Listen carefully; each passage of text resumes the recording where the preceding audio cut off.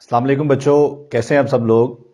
आज इस वीडियो में हम डिस्कस करेंगे चैप्टर नंबर 5 के short questions, exercise short question first year physics से। तो स्टार्ट करते हैं हम क्वेश्चन नंबर। सबसे पहला क्वेश्चन है हमारे पास, explain the difference between tangential velocity and the angular velocity. If one of these is given for a wheel of known radius, how will you find the other. तो बच्चों हमारे पास क्या है, हमारे पास सबसे पहले हमने ये बताना है कि टेंजेंशियल वेलोसिटी में और एंगुलर वेलोसिटी में क्या फर्क है, और फिर हमारे पास एक व्हील है, उसका रेडियस भी गिवन है और दोनों में से एक वेलोसिटी भी गिवन है। तो दूसरी वेलोसिटी हम किस तरह से फाइंड कर सकते हैं, ये हमें बताना है। तो बच्चों लेट्स सपोज हमारे पास एक ऑब्जेक्ट है जो कि एक सर्कुलर पाथ में मूव कर रहा है।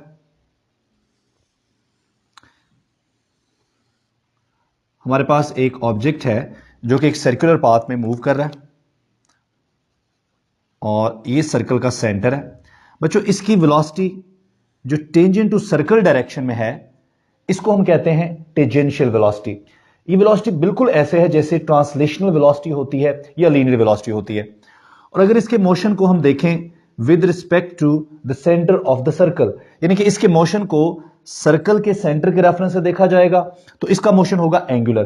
क्योंकि अगर आप सर्कल के सेंटर के रेफरेंस से देखेंगे तो जब ये एक पॉइंट से मूव करके दूसरे पॉइंट तक जाएगा तो इसकी जो पोजीशन है उसमें जो चेंज होगा, उस चेंज को हम एंगल की मदद से मेजर करेंगे। हम यूं भी कह सकते हैं कि अगर इसके मोशन को सर्कल के सेंटर के रेफरेंस से देखा जाएगा तो एक पॉइंट से दूसरे पॉइंट तक जाते हुए ये अपनी एंगुलर पोजीशन चेंज करेगा। और वो कैसे चेंज करेगा, उसको हम मेजर करेंगे, उसकी पैमाइश करेंगे इस एंगल के साथ। तो अगर इसका मोशन देखा जाएगा सर्कल के सेंटर से with reference to the centre of the circle, तो इसका मोशन होगा एंगुलर और इसकी वेलोसिटी जो है वो होगी ओमेगा। ठीक है, और इसकी वेलोसिटी की जो डायरेक्शन है, ठीक है, वो हम निकालेंगे राइट हैंड रूल से।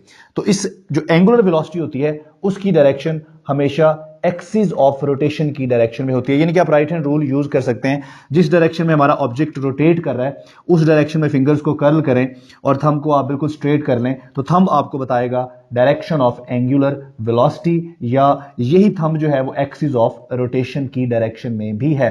आप यूं भी कह सकते हैं कि जिस प्लेन में अब ये जो हमारा ऑब्जेक्ट है ये इस प्लेन में मूव कर रहा है, समझ ले व्हाइट बोर्ड एक प्लेन है, तो इस प्लेन में ये मूव कर रहा है, तो इसकी जो एंगुलर वेलोसिटी है उसकी डायरेक्शन हमेशा इस प्लेन के परपेंडिकुलर होगी। ठीक हो गया।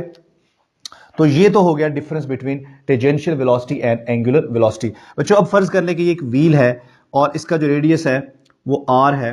तो अगर हमें रेडियस भी गिवन हो और दोनों में से कोई एक वेलोसिटी भी गिवन हो तो दूसरी वेलोसिटी हम कैसे निकाल सकते हैं। तो ये हमारे पास रिलेशन है बच्चों, v is equal to r omega. ठीक है, इसमें अगर हमारे पास r और ओमेगा दिया हो तो हम v निकाल सकते हैं, अगर r और v दिया हो तो हम ओमेगा भी निकाल सकते हैं। ओमेगा हमारे पास किसके बराबर होगा, v ओवर r के। तो इस तरह ये हमारे पास क्वेश्चन नंबर 1 कंप्लीट हुआ।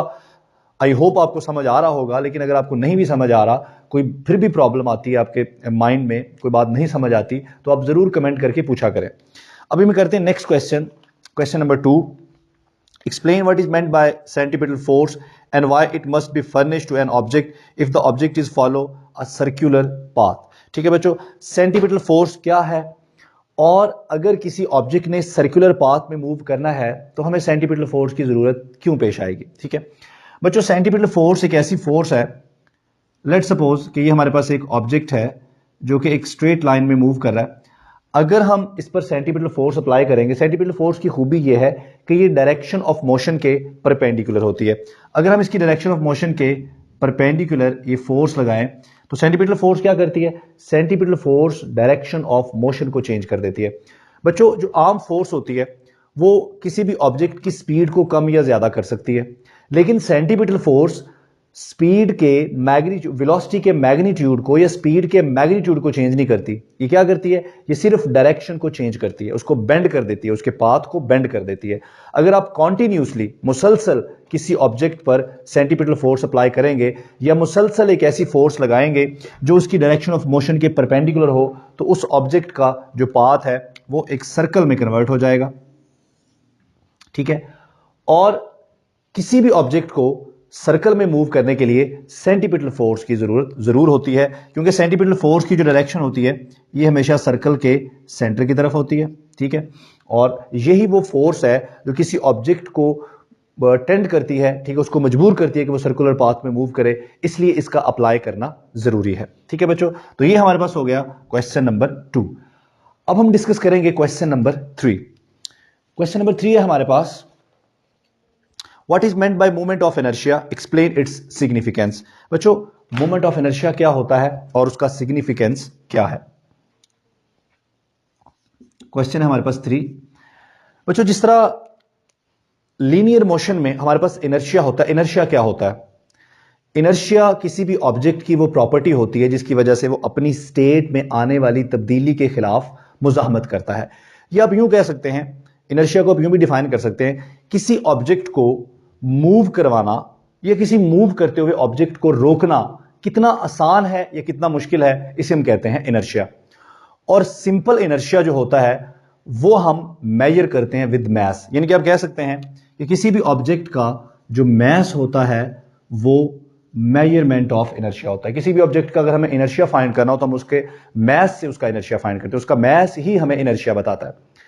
इसी तरह से अगर आप एंगुलर मोशन की बात करें तो एंगुलर मोशन में किसी ऑब्जेक्ट को रोटेट करवाना या रोटेट करते हुए ऑब्जेक्ट को रोकना कितना आसान है या कितना मुश्किल है। आप यूं कह सकते हैं कि how difficult to rotate a body, ठीक है, how easy to rotate a body, ठीक है, is called moment of inertia. तो मोमेंट ऑफ इनर्शिया ये डिसाइड करता है कि किसी ऑब्जेक्ट को रोटेट करना आसान है या मुश्किल है। तो मोमेंट ऑफ इनर्शिया का रोल कौन प्ले करता है? मोमेंट ऑफ इनर्शिया का रोल प्ले करता है जी mr², ठीक है। तो इसको हम I से रिप्रेजेंट करते हैं। सिंपल जो हमारा इनर्शिया है, ये लीनियर मोशन में जो हमारा इनर्शिया है उसका रोल प्ले करता है मैस, और यही रोल एंगुलर मोशन में प्ले करता है mr²। So mr² is moment of inertia, ठीक है। अब इसकी सिग्निफिकेंस क्या है? वही रोल जो मैस लीनियर मोशन में प्ले करता है, सेम वही रोल एंगुलर मोशन में मोमेंट ऑफ इनर्शिया प्ले करता है, ठीक है बच्चों, समझ आ गया।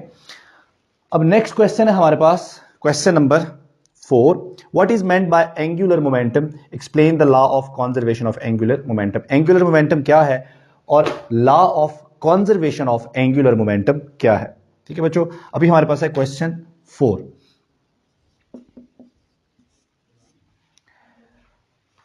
इस चैप्टर में हमने पढ़ा था, चैप्टर नंबर 5 में, एंगुलर मोमेंटम क्या है।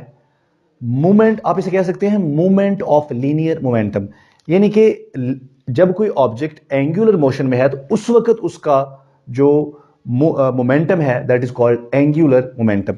एंगुलर मोमेंटम जो है ये क्रॉस प्रोडक्ट है रेडियस का और लीनियर मोमेंटम का, यानी कि आप इसको यूं भी बोल सकते हो, moment of linear momentum is called moment of angular momentum. या दूसरे लफ्जों में, जब कोई ऑब्जेक्ट रोटेट कर रहा होता है तो रोटेशन में उसका जो मोमेंटम है that is called angular momentum. आप इसे यूं भी कह सकते हो, cross product of R and P is called angular momentum. जिस तरह हमने law of conservation of linear momentum पढ़ा है, बिल्कुल इसी तरह से हमारे पास law of conservation of angular momentum भी है। तो बच्चों लीनियर मोशन में हमारे पास जो एजेंट मोशन जो एक्सेलरेशन प्रोड्यूस करता है, ठीक है, वो हमारे पास क्या होता है? हमारे पास सिंपल फोर्स होती है, force produce acceleration in linear motion. और एंगुलर मोशन में यही काम कौन करता है? टॉर्क करता है, ठीक है। तो आप यूं भी कह सकते हो कि torque is rotational analogous of force, यानी कि फोर्स वाला काम एंगुलर मोशन में कौन कर रहा होता है? टॉर्क कर रहा होता है, ठीक है बच्चों। तो law of conservation of angular momentum क्या है? लीनियर मोमेंटम में हम कहते हैं कि अगर हमारे पास एक आइसोलेटेड सिस्टम हो, यानी कि एक ऐसा सिस्टम जिस पर कोई एक्सटर्नल फोर्स अमल ना कर रही हो, तो उस सिस्टम का टोटल लीनियर मोमेंटम कंजर्व रहता है, कांस्टेंट रहता है, ठीक है।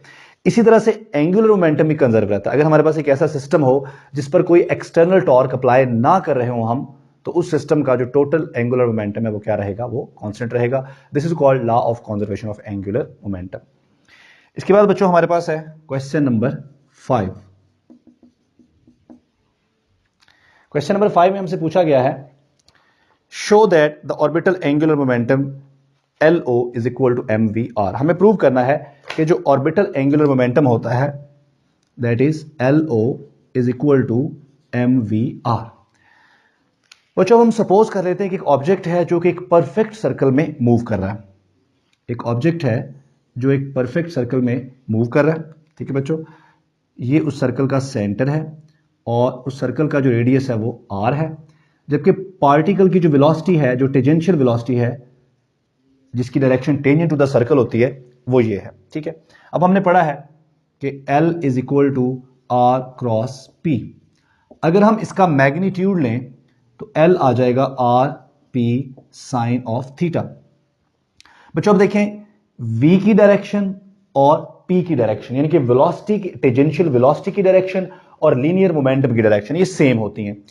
इसलिए अगर देखा जाए तो P और R के दरमियान जो एंगल है, आप यहां पर गौर करें तो P और R के दरमियान जो एंगल है ये एंगल 90 डिग्री का है। तो यहां पर हम पुट करेंगे साइन 90, तो हमारे पास आ जाएगा L is equal to R P sine 90।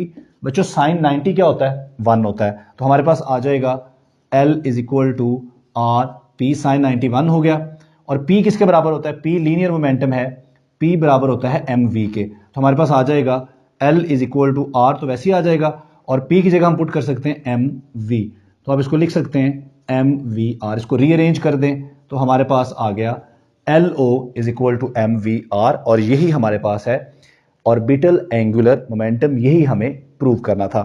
तो हमने 5 क्वेश्चंस कर लिए हैं। अब हम आगे बढ़ते हैं जी क्वेश्चन नंबर 6 की तरफ। क्वेश्चन नंबर 6 में हमसे पूछा गया है, describe what should be the minimum velocity for a satellite to orbit close to the earth around it. बच्चों एक सैटेलाइट की मिनिमम वेलोसिटी क्या होनी चाहिए जिससे वो अर्थ के गिर्द क्या कर सके? ऑर्बिट कर सके। तो इस वेलोसिटी को हम क्रिटिकल वेलोसिटी भी कहते हैं, और इस वेलोसिटी की जो वैल्यू होती है, ये वेलोसिटी होती है हमारे पास √g r। इसमें जो r है वो रेडियस ऑफ अर्थ है, और g क्या है? Gravitational acceleration. बच्चों g की वैल्यू हमारे पास होती है 9.8 मीटर पर सेकंड स्क्वायर, और r की वैल्यू होती है 6.4 इंटू 10⁻⁶ मीटर। ये दोनों वैल्यूज यहां पुट करें तो वेलोसिटी हमारे पास आती है 7.9 किलोमीटर पर सेकंड। तो अगर किसी सैटेलाइट ने अर्थ के अराउंड ऑर्बिट करना है तो उसकी वेलोसिटी कम से कम इतनी होनी चाहिए। ये किन सैटेलाइट की बात हो रही है? ऐसे satellites which are orbiting close to the earth, यानी कि ऐसे सैटेलाइट जो जमीन के करीब होते हैं। ऐसे सैटेलाइट्स को कम से कम इस वेलोसिटी की जरूरत होती है 7.9 किलोमीटर पर सेकंड, ताकि वो अर्थ के अराउंड ऑर्बिट कर सके। अगर वेलोसिटी इससे ये वैल्यू नहीं होगी, इससे कम ज्यादा होगी, तो फिर वो ऑर्बिट नहीं कर सकेंगे। और ये भी हमने याद रखना है कि ये वेलोसिटी हर उस सैटेलाइट के लिए नहीं है, या हर उस ऑब्जेक्ट के लिए नहीं है जो अर्थ के अराउंड ऑर्बिट कर रहा है। ये सिर्फ लो फ्लाइंग सैटेलाइट के लिए है। समझ आ गई बात? ठीक हो गया। तो इसके बाद हम चलते हैं जी क्वेश्चन नंबर 7 की तरफ। क्वेश्चन नंबर 7 है जी, state the direction of following vectors in simple situations, angular momentum and angular velocity. बच्चों एंगुलर मोमेंटम हो गया, या एंगुलर वेलोसिटी हो गई, या एंगुलर डिस्प्लेसमेंट हो गया, या एंगुलर एक्सेलरेशन हो गया, इन सब की direction along the axis of rotation होती है। यानी कि इनकी डायरेक्शन निकालने के लिए हम राइट हैंड रूल यूज करते हैं। लेट सपोज कि हमारे पास एक ऑब्जेक्ट है जो एक सर्कुलर पाथ में मूव कर रहा है, ठीक है। ये सर्कुलर पाथ में मूव कर रहा है, ये हमारा ऑब्जेक्ट है, और ये सर्कल का सेंटर है, जबकि ये इसकी टेंजेंशियल वेलोसिटी है। बच्चों अगर हमने इसकी एंगुलर वेलोसिटी और एंगुलर मोमेंटम की डायरेक्शन निकालनी हो तो हम क्या करेंगे? डायरेक्शन ऑफ रोटेशन में अपनी फिंगर्स को कर्ल करेंगे और थंब को सीधा कर लेंगे। तो ये थंब की जो डायरेक्शन है, यही डायरेक्शन एक्सिस ऑफ रोटेशन की डायरेक्शन है, और यही डायरेक्शन एंगुलर वेलोसिटी और एंगुलर मोमेंटम की है। तो ये डायरेक्शन आप देख रहे हैं कि इस सर्कल के प्लेन के परपेंडिकुलर है, ठीक है। तो इस तरह से राइट हैंड रूल से हम इन वेक्टर्स की डायरेक्शन निकाल सकते हैं। इसके बाद बच्चों हमारे पास क्वेश्चन 8 है, explain why an object orbiting the earth is said to be free falling, use your explanation to point out why objects appear weightless under certain circumstances. ठीक है, तो बच्चों हमारे पास क्या है, एक ऑब्जेक्ट जो अर्थ के अराउंड ऑर्बिट कर रहा होता है वो फ्री फॉलिंग ऑब्जेक्ट क्यों होता है? ठीक है, तो इसको समझने के लिए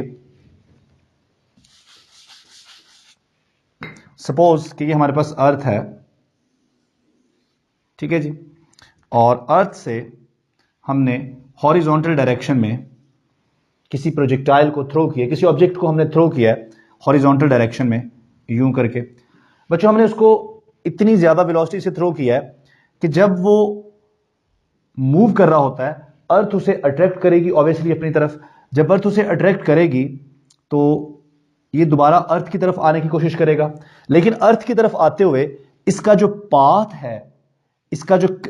है उसका कर्वेचर अर्थ के कर्वेचर से मैच कर जाता है। इसलिए ये दोबारा जमीन पर आके गिरता नहीं, बल्कि ये जमीन के गिर्द ऑर्बिट करना शुरू कर देता है। तो जब भी ये जमीन की तरफ आने की कोशिश करता है, इसका कर्वेचर यानी कि इसका जो पाथ है, इसके पाथ का कर्वेचर और अर्थ का कर्वेचर मैच कर जाते हैं हमेशा, जिसकी वजह से ये कभी भी जमीन पर नहीं गिरता, बल्कि हमेशा अर्थ के अराउंड क्या करता रहता है, ऑर्बिट करता रहता है। ठीक हो गया। तो ये हर वक्त किस हालत में है? ये हर वक्त फ्री फॉल की हालत में, ये हर वक्त जमीन की तरफ गिर रहा है।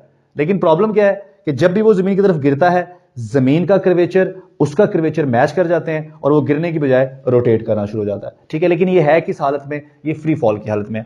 बच्चों हमने पढ़ा था कि जब भी कोई ऑब्जेक्ट फ्री फॉल कर रहा होता है उस वक्त कोई कॉन्टैक्ट फोर्स नहीं होती।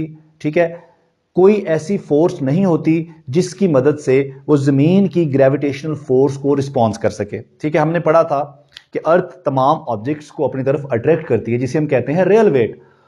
और उस रियल वेट को फील करने के लिए जब हम अर्थ को उस फोर्स के अगेंस्ट एक फोर्स लगाते हैं, यानी कि अर्थ हमें अगर नीचे की तरफ अट्रैक्ट कर रही है तो हम उसे ऊपर की तरफ अट्रैक्ट कर रहे हैं। ठीक है, तो हम जो फोर्स लगा रहे हैं उस फोर्स को हम कहते हैं अपेरेंट वेट, और हम वो फोर्स लगाते हैं जिसकी वजह से हम अपने वेट को फील करते हैं, हम अर्थ की ग्रेविटेशनल फोर्स को फील करते हैं।